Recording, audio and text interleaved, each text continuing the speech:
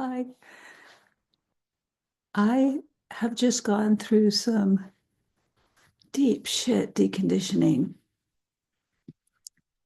So I'm going to share that. Um, I went through some extreme few days where I was moving from taking care to house sitting and taking care of a cat and dog in one part of London, and then house sitting and taking care of another dog and cat in another part of London. And I was going back and forth between the two a number of times to make sure everyone was cared for. And I was performing all my duties and everything. In the midst of this, I didn't really have time or inclination to go shopping, so I had no food for the most part. And the place that I was going to be staying, it had just been Christmas, right? So I looked in the fridge and there was a bunch of food. So I was like, okay, cool. They're leaving some food. I can find something. I'm taste in my PHS, and um, that means I'm really picky. I'm really particular, and I have a very limited diet of what I can eat. Look, I'm like fixing myself. Okay, like I have so many clothes on. It's freezing. Um, but I thought I could find something, that at least I would be okay. So at one point I came down and the woman was taking all the fridge out of the food, and I said, "It's okay, you can leave it." And she goes, "No, no, I have to take it." Um, and I felt this, I felt this jolt in me that the food was being taken away. But I was so busy and I was like, okay, I have to go run and catch the tube and catch the train and and I kept going. And maybe a couple of hours later, I was standing on the platform waiting for one of the trains. And I felt this feeling in my belly that I didn't want to feel. Now, my friend Hanale and I have been talking a lot about the fates lately. In fact, we're going to record some video about that, the deepening awareness about it. And the gate 30 is the gate of the fates and its recognition of feelings. And one of the things that I saw in my inner visioning, which is my personality tone cognition, um, is that in order for the human experiential way, which runs from the 40 to the 30 to the 36 to the 35 through the emotional center, in order for that to proceed and unfold, we need to recognize our feelings, because if we stuck them, like stick them inside our bodies and not feel them and hide them and all of that, it doesn't allow the process to unfold of the human experience of life. So I'm like, okay, I need to feel this, not keep trying to not feel it. And I called Hanale and left her a voice message. We voice messaged back and forth quite a lot. And I just started sharing out loud what I was feeling. And what I got in touch with was that when I was 3 months old, little baby Tiara, um, not that little, my mother had been breastfeeding me and I bit her. Now I could feel it. My cognition is two. It's called taste. There's the color is taste, the tone is taste. The taste and the tone is the mouth. And I could feel this little baby part of me like nom, nom, nom, nom, nom, nom, and getting like just liking it so much, right? This taste that I was given that fed me and was warm and nourished me and all of this. So because I bit her, my mother stopped nursing me at that moment, that day, whatever. She told me this decades and decades later. And there's so many things that happened there. On the physical side of things, my PHS, I'm going to say I was just destroyed because I went from being given the most nourishing possible thing that tasted as good as anything could taste to my little baby mouth and put on formula, which like I can feel even right now, like I said that word and my belly went, nah, like that. Just like, have you ever tried to feed a baby and it goes, nah? That's what my belly just did. And so I couldn't digest it. And, from then on, 3 months, right? Tiny little Tiara. Um, I was thrown off. And when I started my PHS experiment, I think it was like a couple years after I came into human design, so maybe 2010, 11. The first thing I noticed was that I couldn't taste anything.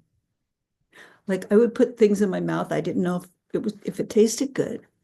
I had been so traumatized by having to eat what didn't taste good to me that I disassociated from tasting. And so when I first started my experiment, I would put something in my mouth and just wait until my face responded. So my face would go, and I knew I didn't like the taste, or it would go, and can't even make a good face. I don't like the taste of almost anything. There we go. And that's how I started my PHS experiment until a few years later, I put something in my mouth and I went, oh, I can taste this. My tongue would have its own experience. I mean, the good news there is my body is so amazing that I'm still alive. I'm strong and I'm healthy. I have more energy than most people I know. Okay. The other thing that happened on a psychological level was I made a very obvious decision that if I like food, it will be taken away and I will die. Cognate that for a sec. So I stopped tasting my food and decided it was bad to like it. That's still true for me today. I wish I didn't have to eat. If anyone who's known me has probably heard me say that. I don't like it and it's traumatizing to digest it and on and on and on. Okay. So there I am. I'm on the train track and I'm sharing this on the voice call, the voice message with Hanale, and I'm just feeling the feeling of all that's in my belly about that. I'm just feeling it and I'm feeling sick. Like I'm feeling like, oh God, ugh, ugh.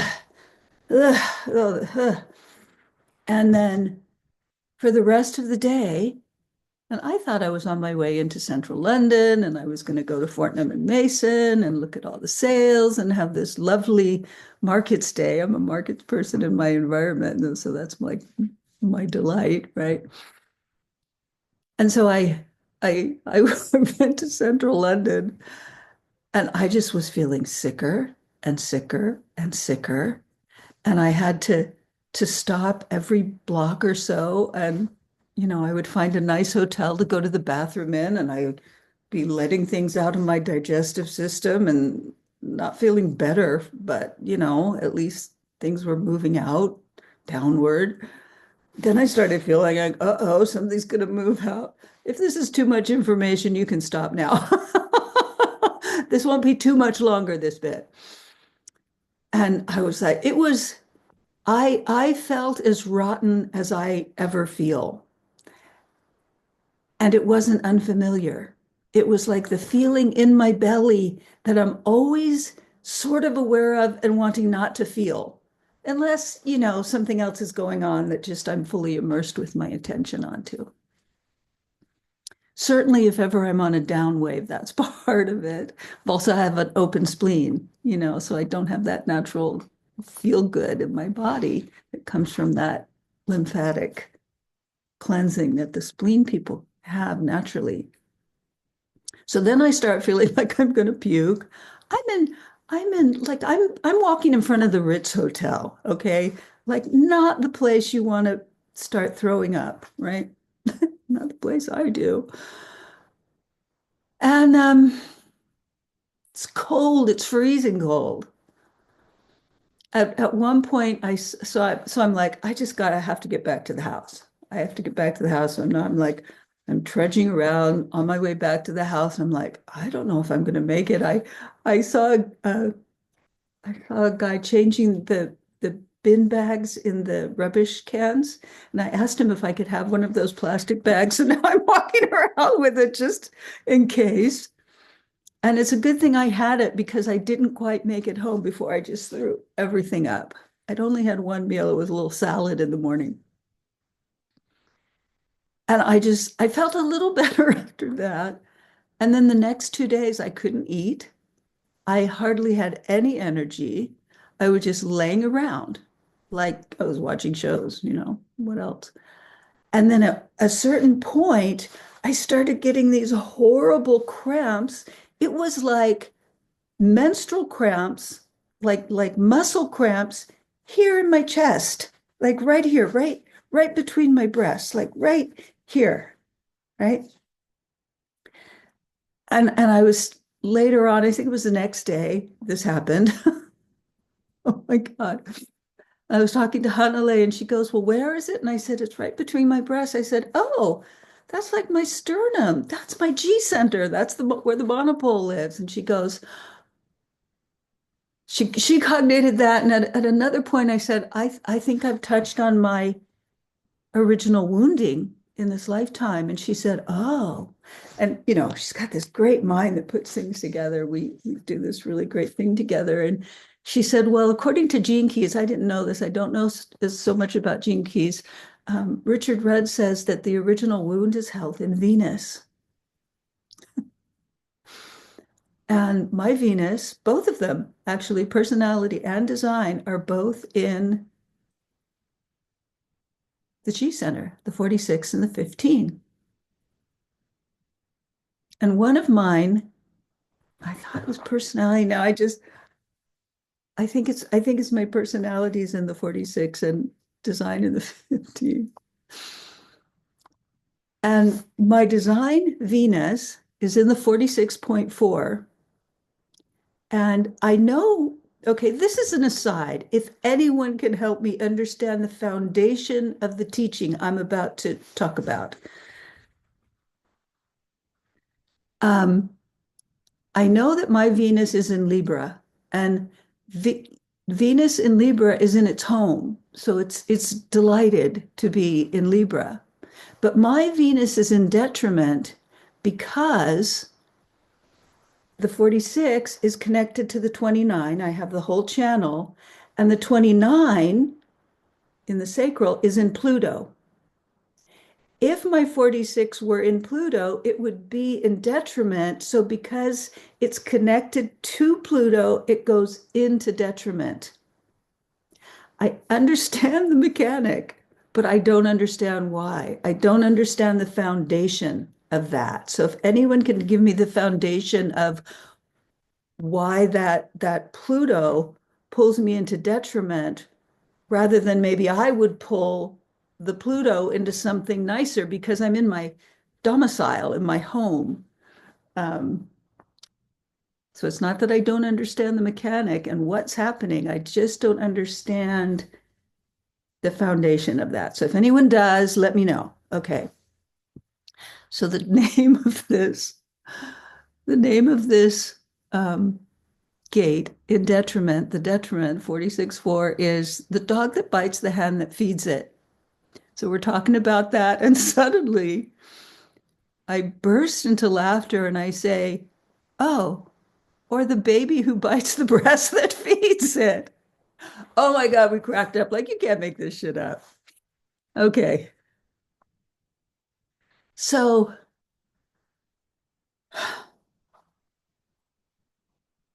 so here I am in my original wounding, being brave enough to feel the original wound.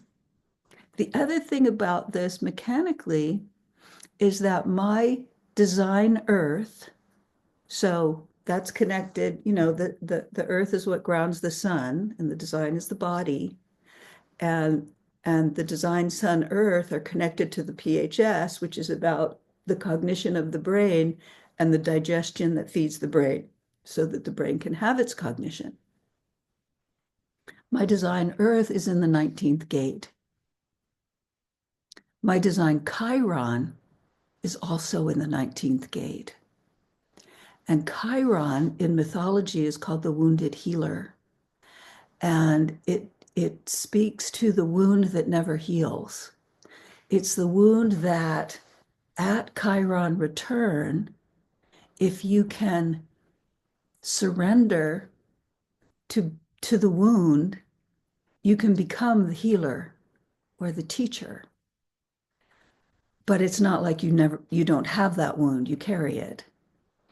And so I've gone into this deep, deep, deep, wounded part of me from when I was a baby. And and I'm here. And then yesterday I was leading my advanced class. I call it Human Design Deepening, and um, a lot of people didn't come to class, I guess, 1st of January for whatever reason. And so it ended up in the class. The only people that were left from when we started was Hanale and I, and um, I went through a whole inner visioning of going, oh, that's right, because I went into my belly, because what I was left with was, like, yesterday I woke up, I didn't feel sick. So 2 days I didn't eat, and then for 2 days I just had like a little vegetables and some oat cakes, you know. But I had energy again. I have tons of energy. I have 3 sacral channels and just energy that doesn't quit.